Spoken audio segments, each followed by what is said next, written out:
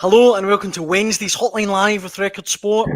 My name is Daniel Caw and I'm delighted to be joined by Keith Jackson. Keith, how's it going? Yep, all right, I'm not going to complain. I've been on a diet of hot drinks and ibuprofen for about 4 days. I don't think I'm winning the war, but I'm tired talking about it myself, so let's crack on with the show. Let me get my violin out. Andy Newport also joins me for Record Sport. Andy, how's it going? Very good, mate. I've just had a week off in the garden, so if there's anyone that's in more pain than Keith, it's me, because my back is absolutely done in. Get those world's smallest violins out for us both, so there we go. Well, look, I hope you can both soldier on, through the next half an hour or so. Don't worry about me, Daniel. You're no hero. I'm not one of this new broom. We just get the work done. Come on, crack on, let's go. Keep the energy levels up. Well, look, you're the perfect man to start with, Keith, because as I say all the time, I think we spoil the Hotline Live viewers with so many exclusives, but yeah, you've got another one surrounding Rangers and Vaclav Cerny. Yeah, it's an interesting one. It relates to the takeover as well, I fancy. Basically, our information is, my information is that Rangers are running out of time if they want to make this deal permanent. Obviously, Cerny's on loan from Wolfsburg. But as par with the original initial terms of the 1 year loan deal, Rangers have got a period of exclusivity that would allow them to trigger an option to buy Cerny for a designated fee of 5.5 million. Now, given the amount of interest that's around Vaclav Cerny right now because of the standard of his performances and his contribution, I think that Wolfsburg might be hoping that Rangers can't get to that fee. I think Rangers would need to match it at some point in May, mid-May, we think, or certainly declare their intention to make the deal happen, to finance it, which means there's not a great deal of time left.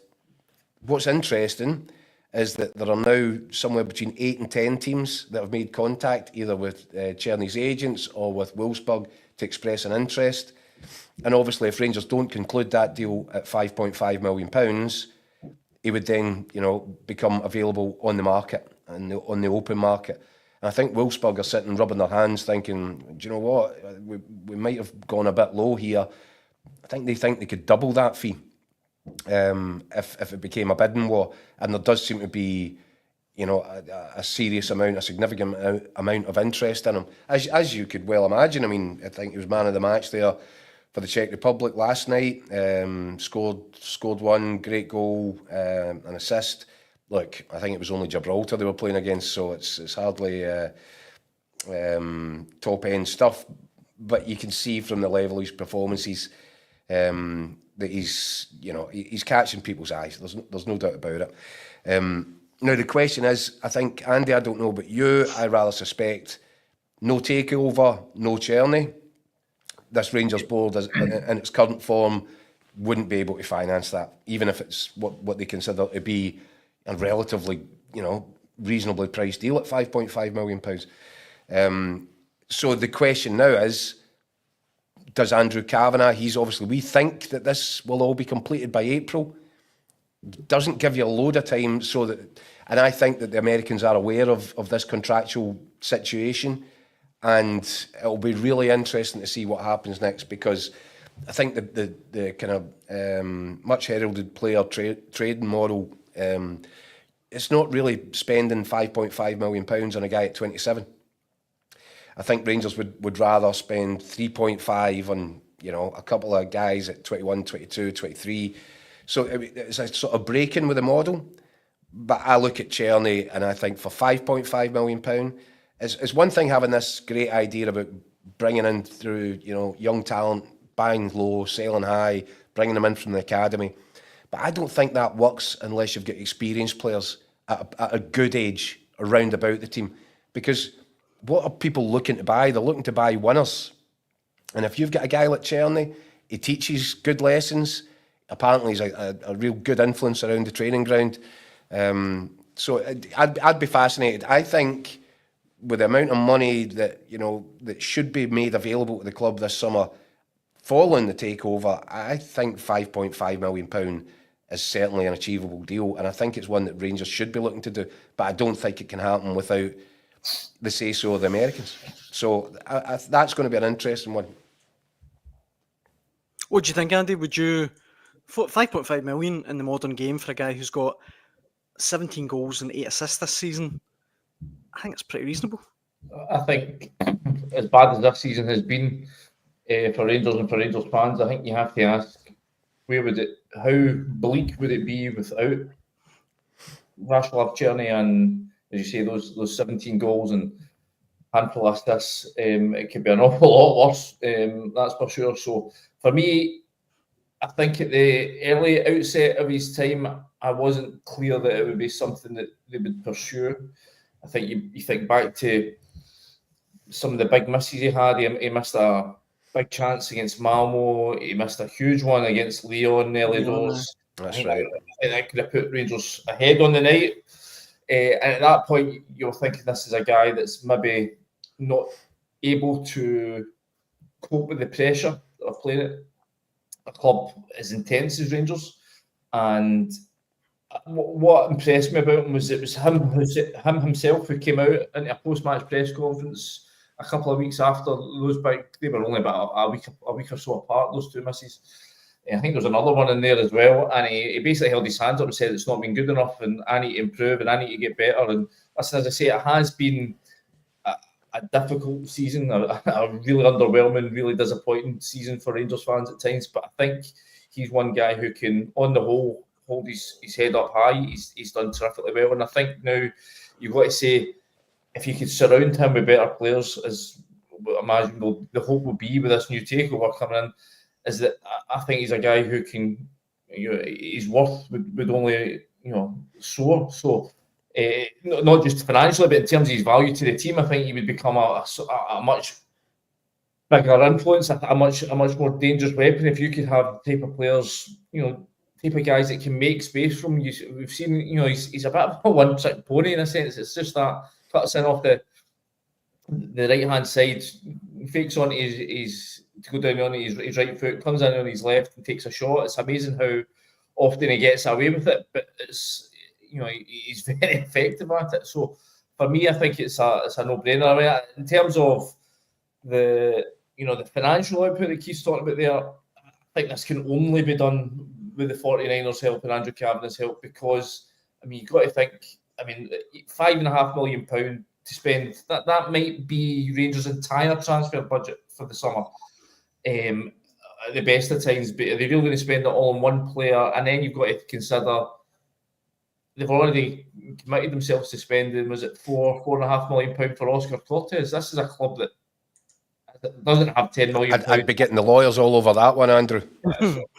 So, this is a club that doesn't have £10 million to spend on transfers at the minute. So something has to happen for them if they're going to compete. And obviously, as we've been reporting on these last few weeks, it's looking like it's going to be the 49ers and Andrew Kavanagh, and I think the club would hope it would be, obviously done before the end of the season to allow them to get a new manager in place, to allow them to start making plans. But time is marching on. Things need to be getting organised. There's going to be big European qualifiers. We saw what happened when the club wasn't ready for last year's Champions League qualifiers and how costly that was financially to the club. So this is something that has to be as quickly as possible on and off the pitch.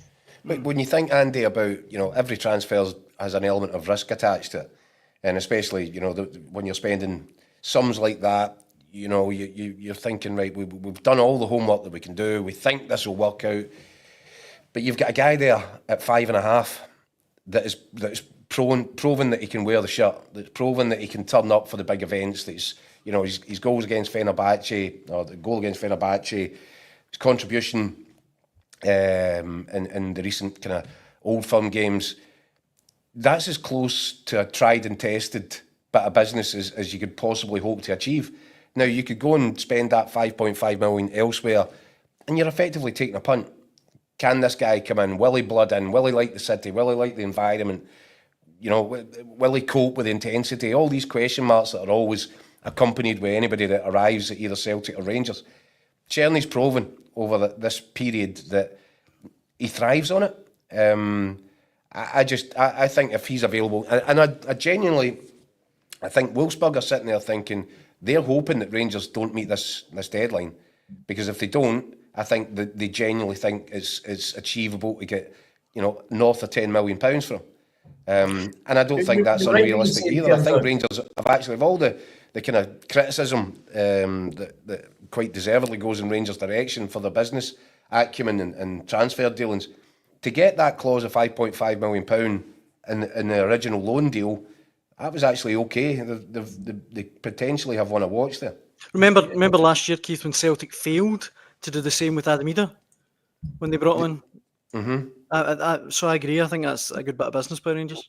He's right when he says that no transfer is risk free, but what this is a reduced risk. It's somebody, as you say, it's a try before you buy deal. They've had a look at him. They know that he can cope with the pressures, the unique situations you get in Glasgow, and the other thing to discuss, obviously Keith mentioned there, was the age profile, 27. Yeah, in terms of selling resale value, be able to take him in, have another year at him, and then move him on, which is the model. But perhaps with this new takeover allows Rangers to step away from that model. Not every transfer has to be either way. And how many guys do Rangers sign at 28, 29 now? Not many. It's either young guys come in that they can sell on, they can hope to sell on, or older guys who have maybe past their prime and are a bit cheaper and that they can use to plug a gap. This is maybe the first time in a long time that they'll be able to bring in somebody who's banging the peak of their career and know that they're not maybe going to get the money back they spend them, but his impact on the team, on performances, on what that brings, that's where you get your value from. It's not going to be, we're going to take Diamande, sign for £4 million and hope to turn that into £8, £9, £10 million, sell him further down the line. This is you sign him because he's going to be a guy that wins you trophies. And that has to be what Rangers are looking to do. They have to bring in guys that are going to get them back into a position to win trophies. Vaclav Cerny is one aspect of that. They've still got a lot more business to do in order to get themselves in that position. I mean, just a rough sort of scan through the squad, you're talking about probably another right back, 2 centre backs, depending what happens with Yilmaz and Yefte, another left back, certainly another central midfielder on top of Lyle Cameron coming in, another striker. If Cerny stays, okay, you don't maybe not need a right winger, but you probably need a left winger. I mean, so there's still huge work needed done in this Rangers squad. But as Keith's saying, if you can get a guy that in a bad Rangers squad is providing you 17 goals and 7 assists, then you can surround him by better players than what's the expectation next season then. I know you've got to go, Andy, but just one last thing. Have you noticed a shift in position under Barry Ferguson? I think he seems to be taking up a more central starting point. He's playing more in behind the striker, and I think he's thriving on it. I think he looks better there. They've obviously changed the shape. Obviously, under Philippe Clement in the first couple of games under Barry, they sort of the usual 4-2-3-1.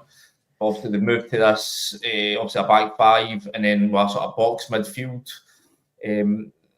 Sort of tinkered at either being him and Diamande playing as sort of 2 narrow sort of number 10s. At Celtic, he was more as a second striker, just sort of off Dessers. But yeah, I mean, as I said earlier on, with Cerny, you know what he's going to do. He's going to look to sort of take you down his right and whip it back onto his left.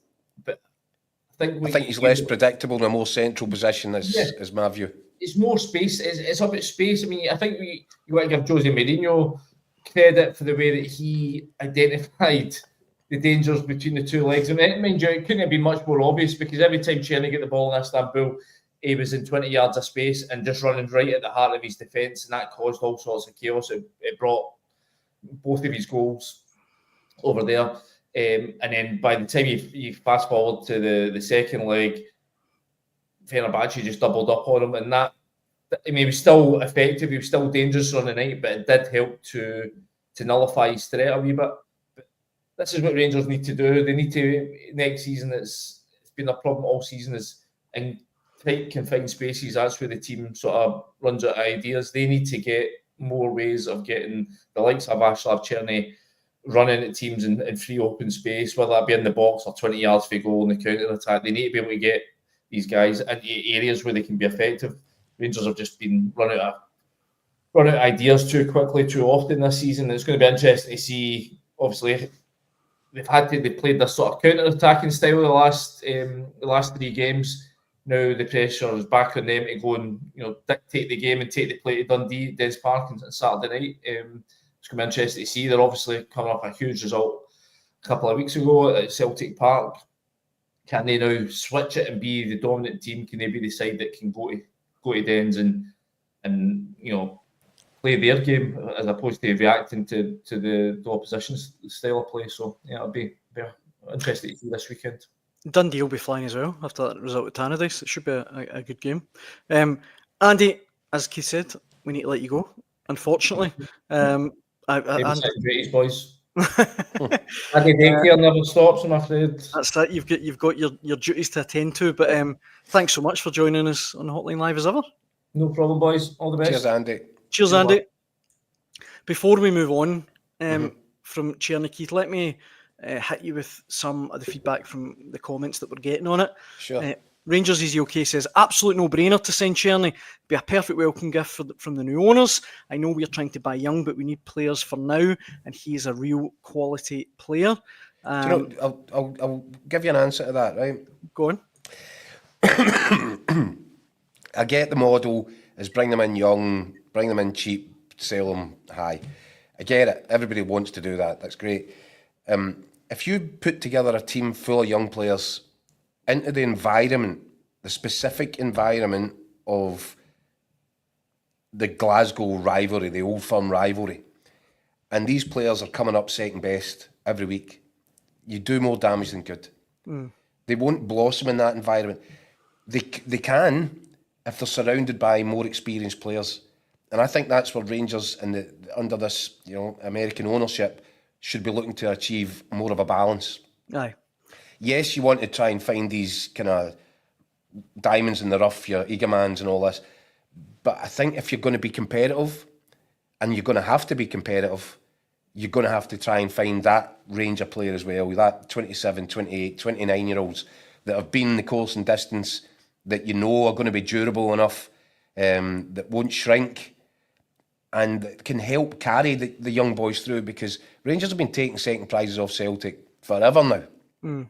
They have to find a way, and if you just throw a team full of youngsters at that, I think that brings more problems than it solves.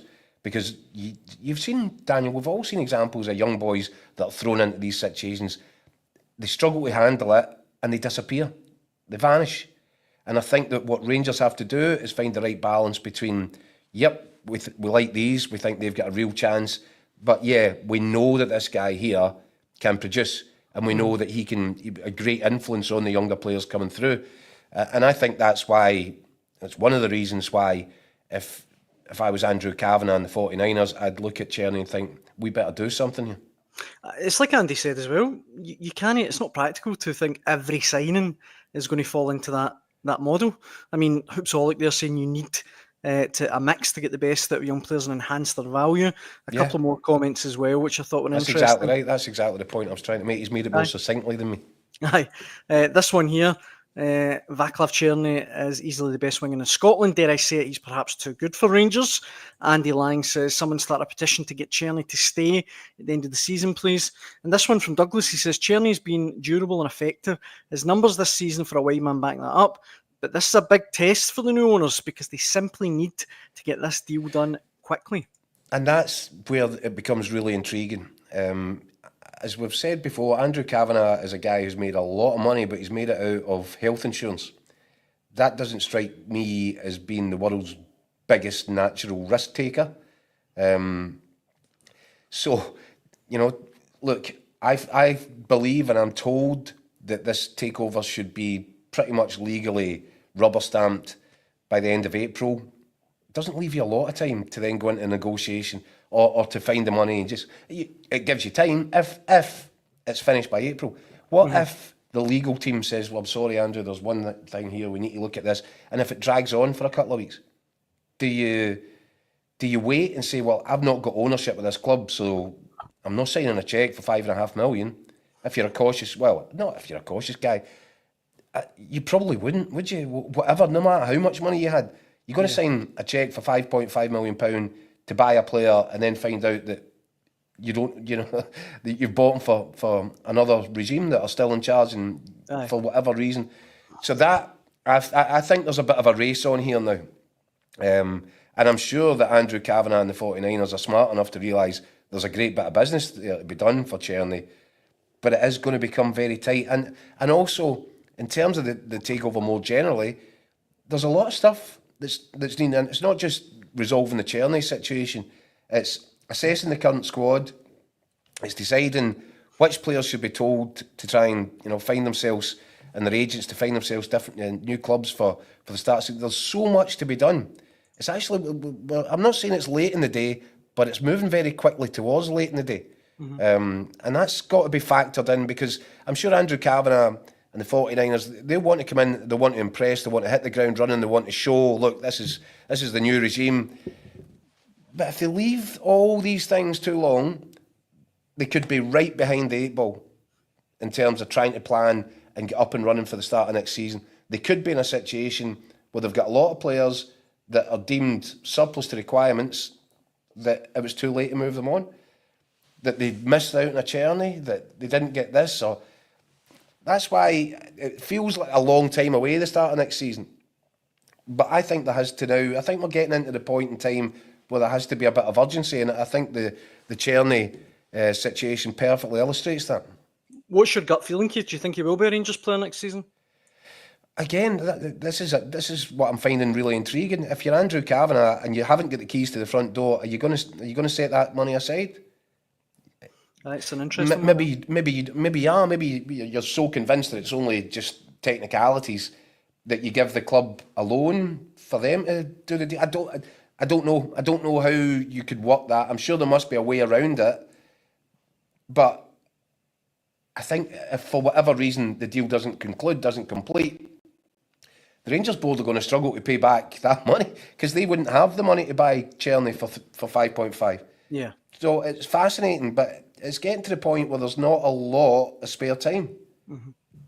Well, whatever happens, I think he's a brilliant player. I think he's fantastic. I think Rangers really need to try and, by hook or by crook, get that done. I think one of the messages there said, Daniel, what a sort of a present that would be to the supporters. Mm-hmm. If coming in the door, you say, look, we've been able to find the money to do this. This wouldn't have happened with the previous owners, and this is the way that we intend to sort of move forward. Again, as we've talked about previously, it's not about splashing funny money. It's not about coming in and saying you've got £40 million, we'll spend 10 there. But 5.5 is just good business. Mm-hmm. And I think anybody could see that for Vaclav Cerny. Marzuno sums it up well by saying good player, prime for an age for good price, no-brainer. Right, we've been a bit Rangers heavy in the opening 20 minutes. You actually caught up with Record Sports' Michael Gannon earlier on to talk all things Celtic. Yeah. And maybe should we have a listen? Yeah, why don't we? Here's how that went. I'll go and have another couple of ibuprofen. Michael, thanks for joining us. Just wanted to I know you're busy, so I wanted to catch 10 minutes with you just to discuss all things Celtic. The first thing that we need to address, any news yet, or confirming the kind of injury situation around Kasper Schmeichel, because it's looking increasingly gloomy. Yeah, I mean, listen, there's nothing concrete yet, and I think that does suggest until they know for sure what the actual diagnosis is and the prognosis, I think that they'll keep their cards close to their chest. All parties, I think, the longer it goes on, the bigger worry is, I think the fear is that it's going to be a long-term injury for Schmeichel, but it's just a matter of case of how long-term. Is it going to be 4 to 6 weeks? Is it going to be the season over? Is it going to run into through the summer? These are the big questions that they're trying to answer. I don't think they have the answers yet. I think we know more towards the end of the week, I think, is the chat. Well, you did promise us, Mick, this wouldn't run into Thursday or anything like that. You were very, very confident of bringing... Yeah. Unfortunately, I only lasted 18 months in my medical degree. No, that's a law degree, so I only lasted 18 months. I didn't even get as far as a medical degree. I think that the chat is concerns that Yeah. this could be a bad one. And I think it's starting to look that way. I mean, forget about him seeing him this weekend, that's for sure. In the immediate future, next few weeks. But then you're looking at things like the home straight in the title race, the Scottish Cup semi-final, the Scottish Cup final potentially. It's a big part of the season. And a guy who's been, I think, I read some of the stuff in Denmark. Some of the criticism he got was unbelievable. It was wild. Some of the criticism that Schmeichel was getting in his homeland. I've always seen the For what exactly? Well, Injury in the shoulder? No, there was an article, and listen, far from even criticising another journalist, good luck to him creating a bit of talking points. But I think they said that he was overweight and he was slow, and one of the guys wrote that he looked like a child with polio, and it caused an absolute... Exactly. So the PFA in Denmark get involved and say, this is out of order, you've crossed a line here. When was this over that double header there? Yeah, this is after the wake of the Portuguese game. That's a guy who, by the way, who was injured and played on with an injury because they used all their subs. And you're like, what a way to treat a guy who's got about 300 caps for the country. Wow, that's brutal. Really bad. I mean, really bad stuff, really nasty stuff. So I think the PFA went bananas, obviously. And I think there's a few managers and coaches out there who are a bit up in arms about it. I mean, this is a guy who's been a bit of a hero for Denmark through the years. Well, that was him actually the perfect scenario of someone prepared to put their body on the line for their country. That's the definition of it. Literally playing through the pain barrier and getting slaughtered for a couple of the goals. And it surprised me because I think you look at Schmeichel's form this season, I think he's been terrific. He has. I mean, back some of the games in Europe, I mean, in Munich, I mean, his performance in Munich, I mean, Celtic I thought were great over there, but Bayern created a barrel of chances and he was stopping everything, even the goal. He was outstanding. Even the goal in the last minute, he's almost kept it out. Yeah, it's made a save that he shouldn't make. Oh, ridiculous! I thought he was outstanding. He's been terrific for Celtic all season. That's why there's such a sweat with Celtic, because he has been a huge character. I mean, replacing Joe Hart, who again I think was a terrific goalkeeper for Celtic. I think last season, in particular, the second half of last season, I thought he was outstanding. And a big character in the dressing room. And to replace it with that, with Kasper Schmeichel, he's equally a bigger character, big personality, a leader. And his performances have also been shown that as well. So I can understand why there's a lot of kind of concern about it. The only thing is, like I said, they're in a good position in the league. They're pretty much home and dry in the title race.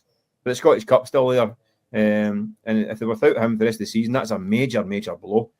Listen, Mick, I've already put my cards on the table. I've said Celtic have got this treble won already, and I don't think as sore as a loss as it would be if Kasper Schmeichel had to sit the rest of it out. I still think Celtic are, they'll complete the job. What would worry you looking forward into the summer is, how long is this? Is he a risk, or is there any possibility of him not being ready for the Champions League qualifiers? Now that really would be a hammer blow. Something Celtic might have to then think about planning for. Yeah, these are the big questions that could be answered in the next week or so. If it is going to be prolonged into August, September, then you might have to think about the transfer market at that point. But until they know that, I mean, that's maybe putting the cart before the horse at the moment. And listen, getting to know the guy over the last year, he'll be determined to come back and prove people wrong as well. He'll certainly not be malingering on the sidelines for as long as possible. He'll want to get back as soon as possible. But we'll get a good look, hopefully, at the understudy, Sinisalo, this weekend then, and Celtic supporters will get the chance to consider, what the backup looks like. Yeah, but this is all part of the plan. I mean, actually, Sinisalo was actually signed in the same day as Schmeichel, if you remember. He came in at the same time. It was like two for the price of one. £1 million signing from Aston Villa on the back of a brilliant season on loan with Gary Caldwell, Exeter. I think he was Player of the Year down there. Young guy, capped by Finland as well already. A guy with a lot of potential. I think the view was that he comes in, works for Schmeichel for 2 seasons, 1 or 2 seasons, then he becomes number one. Yeah. So he is seen as a long-term number one at Celtic. I thought he'd had more chances this year. I thought he might have dipped in and out of the team. But Schmeichel got a taste for it, and he was not. Schmeichel was not 45 games out of 46. I think Schmeichel started. He's only one game against Wraith Rovers in the Cup was the one game that Schmeichel missed. Clearly, Schmeichel didn't want to step aside at any point in time, and he said it himself. Yeah. No, I want to play every time. If I'm fit, I'm playing. So he's not had many chances, but people speak very highly of him. I said back. You've got an interesting bit in the paper about Sinisalo tomorrow, Mick. Am I right? Yeah, he had a wee loan spell at Ayr United, 2020, and it was during the horrible Men in Black memory paying COVID season. We don't talk about. He came up in the autumn of 2020 when it was deepest, darkest COVID. When the grounds were locked shut, people were they're dubbed up in their flats and homes and all that stuff. And fair play, he was only 18. He came up. And it was actually John McGinn at Aston Villa. I mean, the guys at United had text John and said, we've been offered this kid, I've got a chance to get this kid, what's he like? And John McGinn said, no, he's, by the way, 18, but he's the real deal. And he came up and he really impressed. He had a good season at Ayr. Again, nobody's seen it. That was the problem because the lonely days of COVID that season. I tell you what, it's not a bad stamp to get a personal recommendation from John McGinn. Yeah, so yeah. And talking about Ayr United, Mick, we can't really. A couple of things. First of all, Celtic related. Victor Wanyama having a medical today. We expect him to sign a deal at the end of the season, rejoining Neil Lennon at Dunfermline. I think very few people would have seen that one coming, but that'll be interesting to see how he looks. He's had a year out the game, really, hasn't he? He's not played since July last year, I think. He left Montreal before Christmas. I think his contract finished at the end of last season in the States. So it's interesting to see how fit he's remained. Listen, this is a guy who is world class all his career. Yeah, he was top notch. Sensational at Celtic, scored against Barcelona, won a couple of titles, went to Southampton, on to Spurs, Champions League finalist. I mean, proper top drawer player. Yeah. One of the best in Europe at one point. Obviously goes to America. He had a lot of injury problems towards the end of his time at Spurs, didn't he? Went to America with the pace is a wee bit slower, and I think he did pretty well at there. Was he 33 now?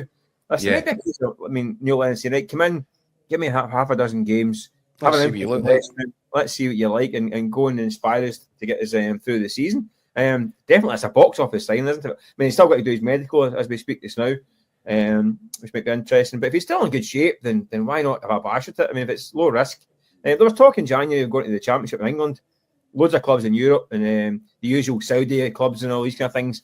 So there was interest in him in at January. Nothing really came of it. So it'll be interesting to see what kind of shape he's in. But if he's anywhere near where he was a couple of years ago, what a sign it would be for him. Well, you kind of look at Dunfermline's results and performances this season and think it doesn't matter if he's only got one leg, he's got to walk into the team and improve it, or hop into the team and improve it. Well, and Mick, quickly, what an intriguing debut he could have. Neil Lennon versus Scott Brown, Somerset Park. Well, I must admit, that's arguably the game of the day, isn't it? The weekend. Lenny against Bruni and Wanyama. Can we get the pay-per-view for that one? The Green Brigade will be going down. That's the thing. Maybe banned. I don't know if they're allowed. I tell you what, that's definitely a box office game in the Championship, isn't it? Plenty of big names, but I'd be interested to see how that goes. But a difficult one, I think, for Neil Lennon to start with, because Ayr and Scott Brown have been so impressive this season. That's a big ask to get a result there, I would have thought. They've been brilliant this season. They've been tailed off a wee bit the last few weeks, unfortunately, when it came to the title race. But they've been a great season. Bruni's done a great job. But listen, what a boost Dunfermline will get with Lenny in there. An absolute proven operator. They'll get an immediate response, I'd imagine. So yeah, their fortunes will turn around straight away, I think. Michael Gannon there. Keith, before we go on to that remarkable Wanyama signing, let me kind of tail back and talk about Kasper Schmeichel a little bit, because we've quite a strong response. Marzuno here says Kasper has given us a look at a proper top modern goalie in SPFL. Craigie says Kasper, the friendly goalie, will be a big miss for the tick in the running. Rebel says Celtic will win the league this year with captain Jack Sparrow in goals, which is an interesting outlook. But going back to the sort of abuse that he took, the polio comment, just utterly bizarre. Yeah, really weird. Talking about goalie, 113 caps, he's played in a World Cup, he got them to this, or helped get them to the semi-finals of the Euros. Just really weird. Yeah, I don't know what's going through the guy's head when he's written that. Listen, we've all written stuff that you look back and think, well, I shouldn't have written that. But even as the words are coming off the end of your fingertips, you would surely think to yourself, oh, that's a bit over the top. No, there's no real excuse for that. In fact, there's no any excuse for it. and I think the guy's been roundly chastised for it, and rightly so. That's just way over the score. Nasty, actually, really nasty, really personal. Sorry, go on. No, I just don't know. It's a bit warped, isn't it? It's a bit warped bizarre, to I make think, a comment like that. Really strange. And the worst thing about it is, yes, I have written stuff. Sometimes you think, oh, maybe that was a bit strong. But, I mean, in retrospect, you think that. But honestly, how could you write that with your fingertips on your keyboard and think, yeah, I like that, it's a good line? That's very flawed. Even if he, had been having a bad season, Schmeichel or underperforming. Schmeichel has been outstanding all season. He's been brilliant. He's been absolutely brilliant. Aye. And by the way, he saves a penalty from Ronaldo at the start of that game. Aye, I know. A penalty from Ronaldo. I mean, there's not that many keepers anywhere across the world that can put their hand up and say, yeah, remember that time I saved a penalty from Ronaldo? Aye, it doesn't happen all that often. So, and this is a guy that's been completely committed to Denmark's colours throughout his entire career. His father before him. I think that's way out of line. It sounds really personal, actually. It sounds as if it's somebody with a personal issue. I think it's deeply regrettable, and I'm not surprised there's been an almighty reaction to it. Could you imagine somebody over here wrote that about Craig Gordon or something? That'd be bizarre. That'd be disgraceful. Aye.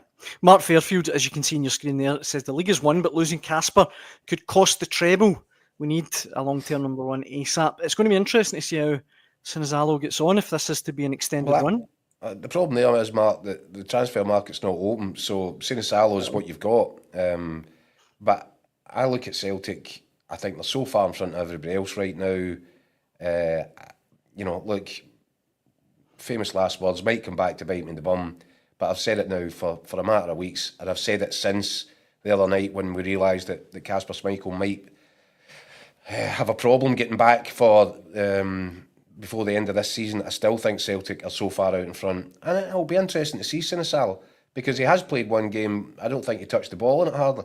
Certainly didn't have a register a save, so I think it'll be interesting for Celtic to have a look. As Michael said, this is a boy that was brought in for exactly this reason. He's seen as the long-term replacement. He was brought in because he's got bags of potential, and he's going to have the benefit of working with a right good goalie coach in Woodsy at Celtic, but also learn from a guy like Schmeichel. So let's see. We'll get.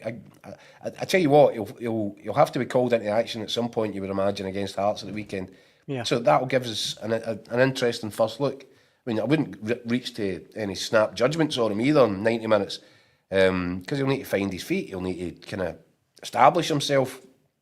But he's got a chance here between now and the end of the season, perhaps, to lay down his marker and say, I'm ready to really push Kasper Schmeichel next season. Mm-hmm. I do think the concern for Celtic will be how serious is this injury, and are we going to have a look at our options going into the Champions League qualifiers? That is a big issue, and it worries me a little bit, to be honest, that a few days after this injury, everything's still a little bit vague. That suggests that they'll try to determine just how bad this injury is and what the likely timescale looks like. Yeah. And as I've said previously, Daniel, you do need to factor into that Kasper Schmeichel's age. He's going to be 39 in November, so aye. These things, every goalkeeper, because goalkeepers do have this habit of playing on, but they all say it. Like Alan McGregor would talk about it. Craig Gordon seems to be the exception to the rule. He gets injured worse than anybody and just keeps on coming back. But there's a lot of physical strain involved with being a goalkeeper, going to training every day, flinging your body around. And I think as you get older, certainly as you start to near the 40s, your bones take a bit of a pounding. And I think it's that much more difficult to get out of bed in the morning. You just start to creak a little bit. Now, Kasper Schmeichel has shown, I have to qualify that by saying, Kasper Schmeichel has shown no signs whatsoever of that. But Joe Hart talked about it, the wear and tear effect. And eventually you get to the point where I don't know if my body can keep on going at this rate. I don't know if I can really fully commit. You hope that Kasper Schmeichel isn't left facing a similar question because he's coming back from this. But, let's wait and see. Let's not rush into any judgments on it. Let the doctors do their job. And hopefully, fingers crossed for Kasper Schmeichel, it'll be, sooner rather than later that he's back and ready for selection. I need to address some of the comments, Keith, that we've had in on that remarkable Victor Wanyama news. Neil Lennon's been Dunfermline manager for a day, and he's already possibly pulled out the transfer of the season. Mark writes in saying, amazing, it might end up like Dundee in the Caniggia and Ravanelli days. Mark follows up by saying it's one thing putting the fear into Messi in the Champions League, but in the Championship, they'll destroy Wanyama. Tony says, Hooper and Ledley next, please, Neil. Robert McCluskey, though, says, Wanyama, typical of a manager that's lost in the past. And I like this one from Tony as well, who says, from 35 grand a week in MLS to £800 per week in Fife. Fair play, Victor. It is a remarkable bit of business if they pull it off. Well, as Michael was saying, in January he felt there was clubs in Saudi who were thinking about making an offer for Wanyama. They might be going on the fact that this is a guy that's played the English Premier League and the Champions League. But yeah, I mean, it's quite a contrast. The Kingdom of Saudi Arabia to the Kingdom of Fife in the space of 6 months, or less than that. Look, see if he's a quarter of the player that he was when he was at his peak, he'll be a monster in that Championship. And you and Nick covered it, but he was at his peak, top class, one of the best holding midfielders on the continent. Well, I also think he was a record sale at the time, wasn't he? Aye. Before Celtic started. Before Celtic started flinging them out the door for 25 million. Wanyama was the guy that was stepping up towards that. What was it, 12 and a bit? I think it was about 12 million to Southampton now. Yeah, and then obviously moves to Spurs from there. There's no doubt in his quality. Might there be an issue over his fitness? I don't think he's kicked the ball for over a year. But Neil Lennon's not daft, and if he thinks he can get something out of him between now and the end of the season, it might be the difference between Dunfermline staying up, staying safe in the division, and then they can have a look at it and reassess exactly what they're looking for next season. Aye. Of course, Neil Lennon's not in the position right now to be future planning. He's only got this gig until the end of the season as things stand. So it's going to be really interesting, you know, if Wanyama comes in, if he makes the difference, you know. And as I said to you, the major point being that, you know, it's not about Neil Lennon trying to find the next Wanyama. He needs to find the old Wanyama and hope that his legs are still, you know, able to get, you know, an hour here and there, perhaps an hour every game between now and the end of the season. But you know, I think Mick's right as well. The level of interest around Neil Lennon versus Scott Brown with Victor Wanyama this weekend it's going to be fascinating. I spoke to a former Celtic player earlier on today who shall remain unnamed, but believes and knows the two characters very, very well. Believes that Scott Brown represents the future. He says Scott Brown has benefited from the modern day sort of teachings and mentoring of Brendan Rodgers, whereas Neil, you know, his mentor really was Martin O'Neill. And so there's a feeling, a suspicion that, you know, that the kind of modern stuff, Scott Brown might just have the edge. But then you look at Neil Lennon's CV and what he's achieved in management and in the game. So I think it'll be a real interesting time. And it wouldn't actually surprise me. The two of them are really good friends, but they're fiery guys and they're competitors. It wouldn't surprise you if the two of them ended up nose to nose in the dugout at Somerset Park at some point. That would be entertaining, definitely. Victor having to act a bouncer. Look, Ayr will be the favourites, but that will be an absolute cracker of a game. Aye, definitely. I think that brings us to the end, Keith, of Wednesday night's Hotline Live with Record Sport. Everyone watching at home, thank you so much for all the comments. We really appreciate it, and we'll be back to do it all again at 6 p.m. tomorrow night. We hope you can join us then. Keith, hope you're feeling better. Getting there, on the mend. Excellent, wonderful. That's great news. We'll be back tomorrow. Insincerity's ripping out you. We'll be back tomorrow. We hope you can join us then. Cheers. Cheers.